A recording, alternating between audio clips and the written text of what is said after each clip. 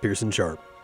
Headlines today paint Iran as the most dangerous threat facing the United States. But they're wrong. It's China. I lived there.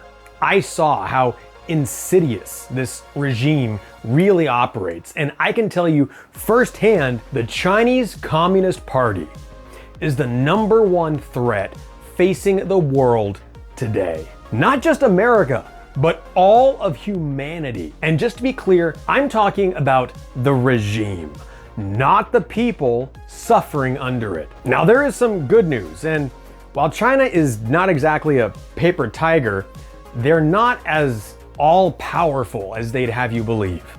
Yes, China is a serious threat to the freedom of people around the world, but they've got massive problems internally. So many, in fact, that it's seeming more and more likely they could actually be on the verge of collapse. Now, what does verge mean? I don't know. No one does. But it's safe to say they have a lot more problems keeping their grip on power than they did 50 years ago. I don't know if you've been paying attention to what's going on in China lately, but it's pretty bad. In a recent video, I talked about how China was actually prepared to threaten war over these tariffs if Trump pushed too far, and that says a lot about where they're at. To say their economy is crumbling is a huge understatement. A massive percentage of their youth are unemployed and getting restless. There are literally entire cities that have been abandoned. And the Communist Party, they're desperately trying to keep the illusion going, but it won't last forever. And here's what nobody in the media wants to say out loud. Trump saw this coming years ago. And now, when they're arguably at their weakest and teetering on the verge of collapse, Trump's tariff war might have been the push they needed to fall off the edge. Keep in mind, this isn't just about China.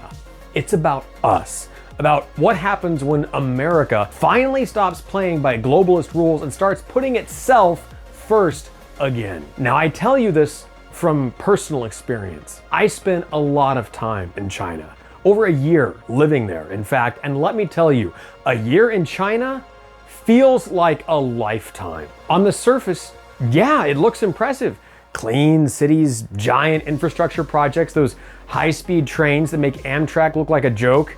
Well, Amtrak kind of is a joke. But once you scratch the surface, it's all fake. Literally nothing you see there is real. It's all built on a mountain of lies. I worked at a university in Xuchang, and I was absolutely blown away to find out that all of the ancient, crumbling buildings with plaster falling off, ceilings collapsing, and cracks running from the foundations up to the roof were all brand new, like built within the last 3 to 4 years.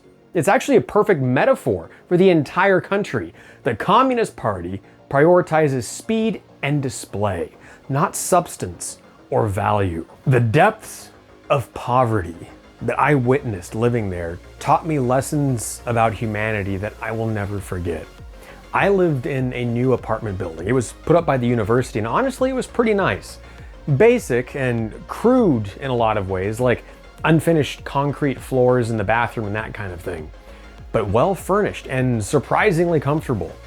In that apartment, I was literally in the top 1% of Chinese society, socioeconomically speaking. When you walked out the door, literally not 1 block from where I was living the high life, there were bombed out buildings, crumbling. It looked like they got hit with missiles. And there were poor Chinese families living in the ruins. 1 block from my apartment. Families with children. And they were the nicest people you'd ever meet. They would give you the shirt off their backs. But there was this desperation in their eyes that I don't think anyone living in America today can understand. Lots of people had cars, yes, but many more didn't. And in fact, there were quite a few actual, honest-to-God medieval peasants living in the countryside. And they drove donkeys to and from town, riding in ramshackle carts they cobbled together with broken pieces of wood and spare tires. They would stare at me when I walked by with unfathomable expressions. And it was haunting. When I compare my life to theirs, I can't begin to imagine what they must endure on a daily basis. That's the part that breaks your heart. And that's the fruit of communism.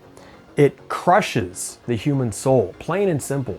For anyone who hasn't been there, who hasn't been outside the major westernized cities, you cannot comprehend the poverty.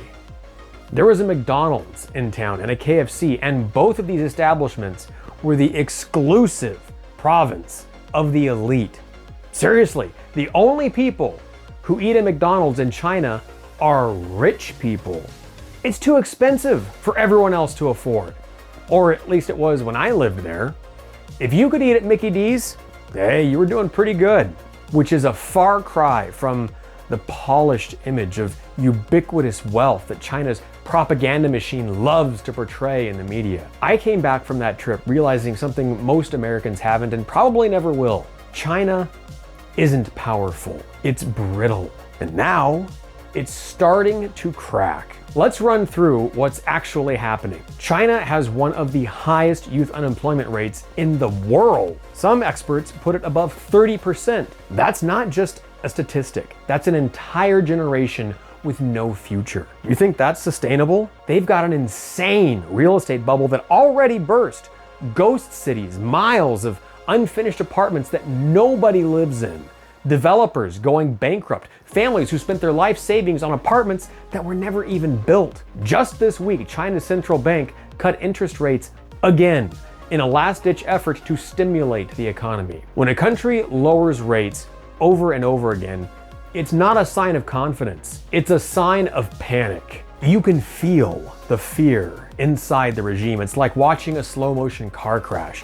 And it's not just economic, it's cultural, it's political, it's spiritual. The people are disillusioned. The party's grip on loyalty is slipping, and the CCP knows it. The only scary part is that collapsing regimes don't go quietly. They clamp down harder, they lash out, they blame outsiders, and they get dangerous. That's why this moment matters, because while China falls inward, America has a chance to finally pull away for good.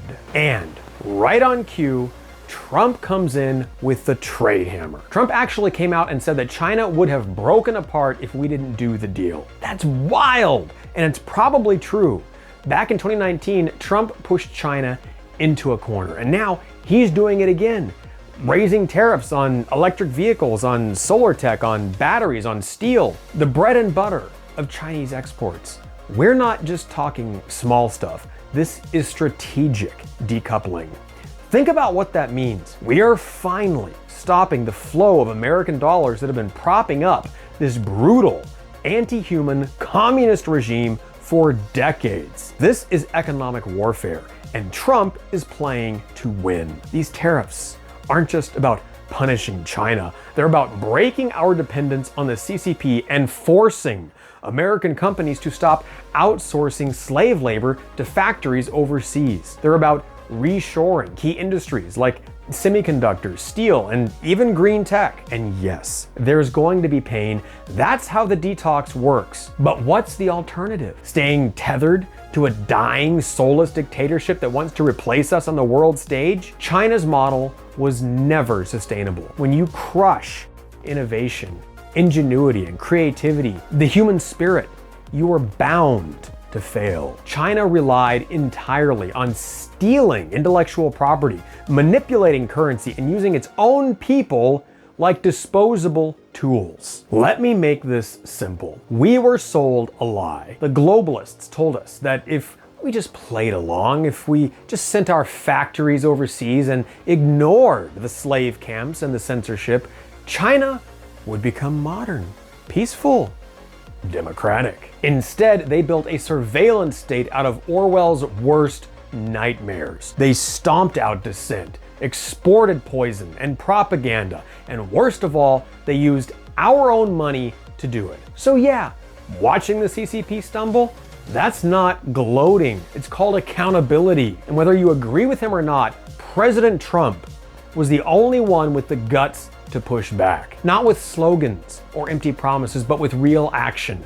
And that means tariffs. The fall of China's empire isn't just their problem. It's a warning about what happens when you give up your sovereignty for short-term gain. But it's also a chance for America to wake up, to cut the cord, and start building the American dream again. And from where I'm standing, that's a future worth fighting for. That's my take. What do you think? Have you been to China? Have you tried ordering pizza without bones in it? Were you successful? Let me know in the comments below. And if this video helped you connect the dots and you'd like to see more and find out if I was able to order pizza without bones in it, hit subscribe, drop a comment, and share it with someone who still thinks China is winning. Until next time, stay free, stay sharp, and go with God.